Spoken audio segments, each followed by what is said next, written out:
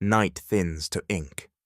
In a small room of tatami and shadow, a single candle leans against the dark.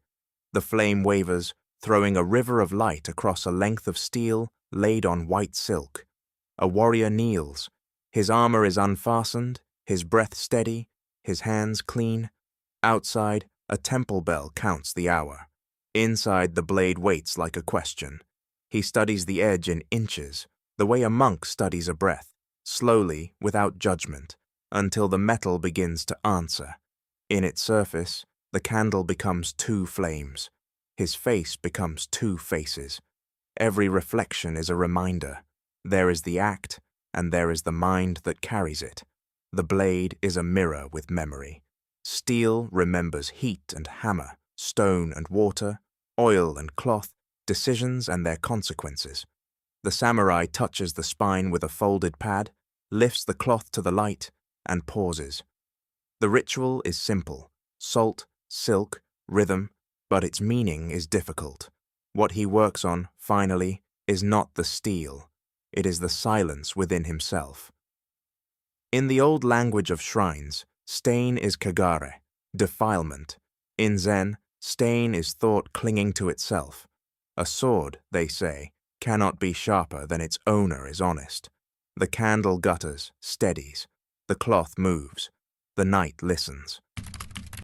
Before peace, when banners still moved like storms, warriors learned from the shrines nothing dangerous should be touched without purification. Salt-lined thresholds, water-washed hands. Breath slowed until it could be trusted. The same logic entered the sword room. On the floor, a reed mat. On the mat, undyed silk, folded in thirds. Beside it, a dish of salt, a bowl of water, a flask of camellia oil, and the uchiko, a silk pouch of fine powder. The layout is not decoration but intention.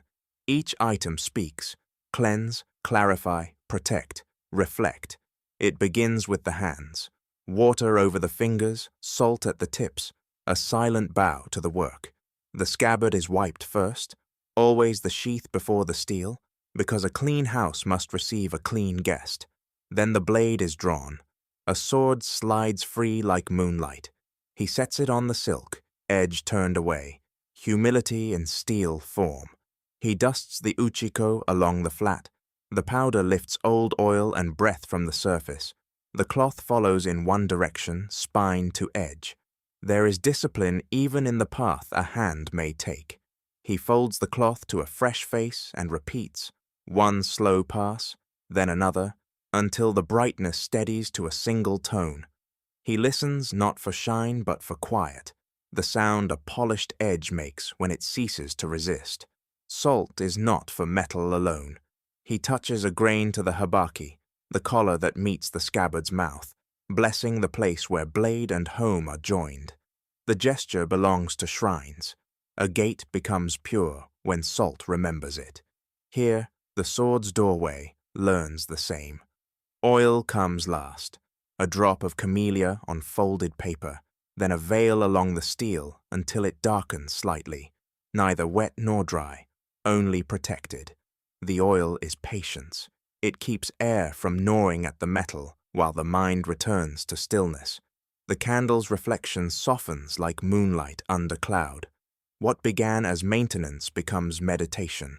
In war, blood defiled. In peace, neglect would do the same. The rite preserved both blade and bearer. A warrior learned to let the day pass through these motions.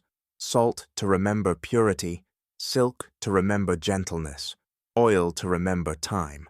Schools taught that a blade is forged twice, once in fire by the smith, once in silence by its keeper. The first gives body, the second conscience.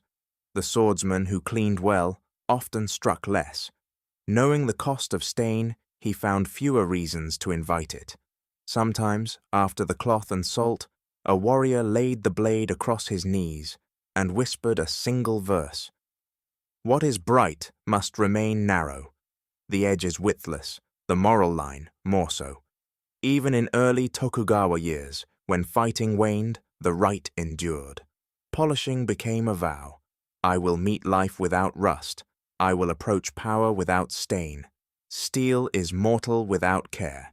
Yet the masters insisted on the invisible reasons. To rush the cloth or skip the salt was not mere error. It was forgetfulness. The edge would gleam, but the mirror would lie. One teacher told his pupils to place a pinch of salt beneath the tongue before beginning. Let the sea keep you honest. The taste sharpened attention. The cloth moved true. Purification, he said, is something done outside and inside at once. The final pass leaves the surface untroubled, a river of quiet metal. The candle looks back from the steel as a single, steady flame. The warrior bows, returns the blade to its sheath, and gathers the cloth. He will scatter the remaining salt at the door as a small guard against the world.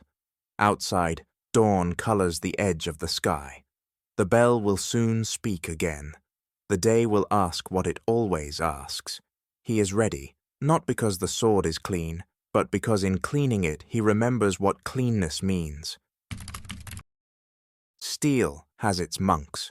They work not in temples, but in small wooden rooms, surrounded by stones and silence. The togishi, the professional sword polisher, lives by patience. A master may take weeks on a single blade, moving through stones so fine that the last is polished by touch more than sight.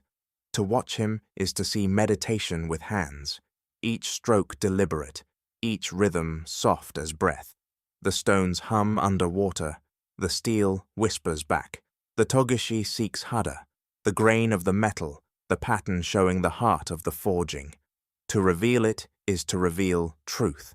Old manuals advised beginning only after rinsing the mouth and lighting incense, so breath would fall pure upon the blade. A sword, they said, is born from earth, fire, water, and breath.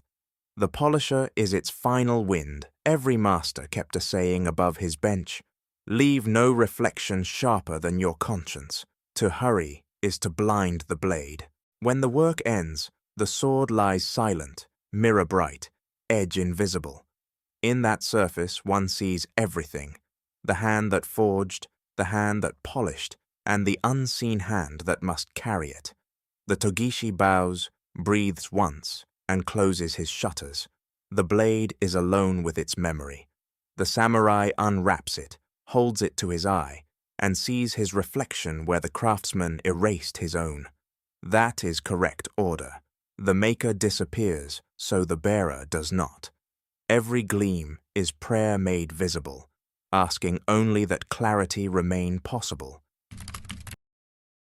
Peace does not end ritual, it only changes its reason. When the war ceased, and Edo filled with poets instead of soldiers, samurai still cleaned their swords each night. Some said it was habit, others said repentance. In the Sengoku years, after battle, warriors sat before their blades as before confession. The same salt, silk, and silence, but the cloth now carried more than dust. No prayers allowed, gestures spoke instead. Wiping, bowing, resheathing, a grammar of remorse. Death might be honorable in action, but shameful in memory. Only through care could the balance be restored. As Edo's peace deepened, the discipline became abstract. Sons repeated the rite of fathers who had never drawn blood. Yet the rhythm persisted, cloth, salt, oil, as if the sword still demanded proof of sincerity. The Hagakure advised, when cleaning the sword, consider the mind that would soil it. That mind is the enemy, not the man before you. The blade became an ethical mirror. To maintain it without cause to use it was mastery itself. The sword that stayed clean longest was nearest to enlightenment. Zen schools taught students to meditate while polishing, each stroke a thought cleared away. Even poets began performing the rite before painting or verse, believing every art required the same purity of intention. In Tokugawa Edo, steel became ceremony. The shogun's palace kept display swords polished to a liquid brightness that distorted nothing. Visitors described faces reflected so clearly, a single breath left fog upon the edge. Chroniclers called them mirrors of peace. During audiences, attendants presented these blades unsheathed but horizontal, edge turned away, not a threat, but a reminder. Light rippled across the gold screens like water. It was said the shogun could judge his retainers' discipline by how still their reflections remained while they bowed. To polish was to serve, to reflect, to remember. Even a century later, when firearms ruled, the ritual survived. Each domain kept a swordmaster to guard the ancestral blade, not sharp, but spotless. Absence of stain became a political ideal. By the 1800s, some schools taught a paradox. The perfect warrior keeps a blade never drawn. They called it Shinkendo no Mu, the true sword of nothingness.